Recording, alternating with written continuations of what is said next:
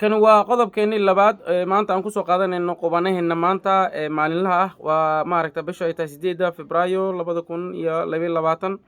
waxaan ku qaadaa dhigi doonaa qodobkan 5 sano kadib farmaajo oo xafiiska weli fadhiya haddaba muxuu qabtay maxaad maaragta ka qaldan haddaba qodobkaasi adaan maaragta u baahano inaan maaragta tacliino wuxuu qaadan lahaa de saacado iyo maalmo hase ahaatee de waxaan kusoo koobaynaa qodobo maaragta dawlad aan dul istaagi doono waxaan mudnaanta ayaanu ku hormaraynaa muxuu qabtay farmaajo 5 sano uu joogay waxaan kusoo qaadan doonaa qodobka koowaad oo ah oo aad iyo aad maaragta ugu guuleystay tayeenta iyo tababaridda isku dubaridda adwaa ku rooyin hanaan toosinta diiwaangelinta xuquuq dhowrista nimanka ciidanka qaranka ciidanka qalabka sida maaragta afarta qeybooda hadday tahay militarigii hadday tahay booliiska hadday tahay adwaa ku rooyin nabad sugidda oo aad iyo aad maaragta u shaqeeyay oo de horumar fiican laga sameeyay dhanka hadday tahay kuwa maaragta adwaa ku rooyahay maaragta xabsiyada ilaaliya ee ah maaragta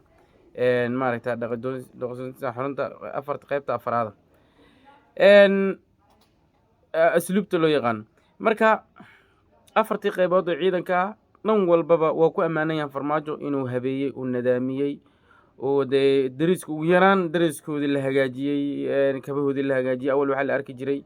ciidan maaragta macawis iska sita mid kabada iska dacas iska xiran mid maaragta shaar carabiya iska xiran waxyaalahaas badan la arki jiray laakiin haddeertan aad bay u adag tahay ciidankii nuucu doona ha ahaaday qaybta doona ha ka tirsanaaday hadduu military yahay hadduu booliis yahay hadduu nabad sugid yahay intaba kuwa maaragta hadduu alla ku roon yahay nuuc walbaba ciidanka ka mid ah wata dharkooda dareeska loogu talagalay si wanaagsan u labisan hadduu alla ku roon yahay de waxyaalo badan oo dhiman waa jiraan oo de ka mid tahay akhlaaqiyaadkooda naftirkooda akhlaaqiyaad fara badan in laga dhisay u baahan tahay ama anshaxooda ama dishibilinkooda in la hagaajiyo weli waxbaa ka dhiman sababtoo ah ciidankan waxay ka imaanayaan bulshadii de bulshadii baa weli maaragta anshaxeeda toosanayn dowladnimadii u hogaansanayn taasna wax iska caadiya intay anaga aan maaragta bulsho ahaan de aan maaragta qalloocana ayaguna sidaas ayay sii ahaanayaan waxaa kaloo jira in maaragta wax qodobada uu qabto wax ka qabto waxaa ka mid ah hanaanka maaliyadeed ee de la saxay dabcan lama oran karo de maaragta musuq maasuq ma jiro musuq maasuq xoogan baa jira oo weli maaragta lasoo saaray wadamada ugu musuq maasuqa liita annagoo mar walba koobka ayaanu qaadnaa xataa waxaanu ka libnaa waqooyiga kuuriya oo keliya taliyo joogo waxyaalo badan oo saas ayaa jira maaragta saasay tahase maaragta deen cafintii iyo baraarug fara badan ayaa jira oo dhanka maaragta dowladdan ee 5 sano ay soo waday welina maaragta 100% aan miro dhalin laakiin deentaas 6 bilyan oo dollar ee inta korortayntii deensadaba muddadaas 30 sanaaba ayaa maaragta cafinteedii de maaragta hanaan fiican ayaa loo maray sanadii 2-3 sano soo socotana waa la dhamaystiri doonaa sababtoo ah oo wax maaragta u soconaya heer maraya oo fasal maalinba meel jooga weeyaan deen cafintu maaha wax iska soo boodiya hase ahaatee haddeertan wax aad iyo aad ayaa loo ammaanayaa hanaanka maaliyadeed ee Soomaaliya waxyaalaha kale oo lagu ammaani karo farmaajo waxaa ka mid ah asagoo de musuqmaasuqii baahsanaayo iska muuqday uu la dagaalamay hase ahaatee de musuqmaasuqii baahsanaa wuxuu ku bedelay musuqmaasuq maaragta qarsoon oo dadan oo aamusan oo aan maaragta aan la dareemi karin ama aan la tilmaami karin intaba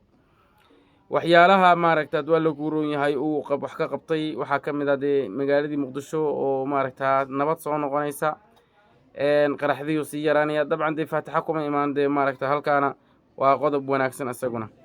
waxyaalaha maaragta uu ku liito 5 sano uu waxba uu aad iyo aad wax ugu qaban waxaa ka mid ah arrintii de fadeexadda nagu ahayd maaragta dhiibistii muwaadinka Soomaaliyeed qalbi dhagax aad iyo aad bay noo taabatay waxaa kaloo jira ninka la yiraahdo waxyaalaha uu farmaajo ilduufay oo khaladka weyn uu ku geystay waxaa ka mid ah in ra'iisul wasaare Maxamed Xuseen Rooble uu u doorto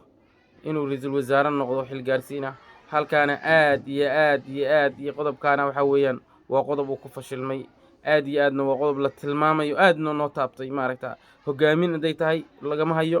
lagama hayo musuqmaasuqii de farmaajo bahaad musuqmaasuq muuqdo de guriyihii iska dhisanayo qabkii dowladnimo nidaamkii dowladnimo haykalkii dowladnimo uu soo waxba ka garanaynba maaragta aad iyo aad maaragta qodobkaana magacaabista Rooblena waa mid uu ku liito weeyaan de waxaa kaloo jira qodobo kale ayaa jira oo de maaragta adwaa lagu roon madaxda dhoofi rabtay muwaadiniina oo madaxda isaga ka horreysay madaxweynayaashii ah lagu tacdiyey ayagoo la weeraray banaanbaxyadii la diiday iyadoo marmarsiyo fara badan loo marayo waxyaalo fara badan oo sidaa ah ayaa jira maaragta hadduu alla kuu roon yahay mararka qaarkood ay dhacdo ciidanka qaranka inuu farmaajo u adeegsado maaragta dana u qaasa ama dana siyaasadeed uu soo geliyo waxyaalahaas faraha badan oo qaladaada dhacaa jira 5 sano aan ka baran karnaa hase ahaatee farmaajo ma loo sii baahan yahay weeyaan su-aasha kaasuna maaragta dee su-aashaas ninna kuma dhiiran karo oo dhan walba markii laga eego dalkan soo koray hadda soo baxayay maaragta mar wuxuu u baahan yahay hogaamiye 10 sano 20 sano joogo si u kaco marna way adag tahay in qofkii loogu celiyo oo xafiiskii joogay iyadoo maaragta aad iyo aad looga shakisan yahay taano laguma dhiiran karo ha joogo laguma dhiiran karo ha baxana dee arrintaas kale caqabadaas ayaa hortaallo ah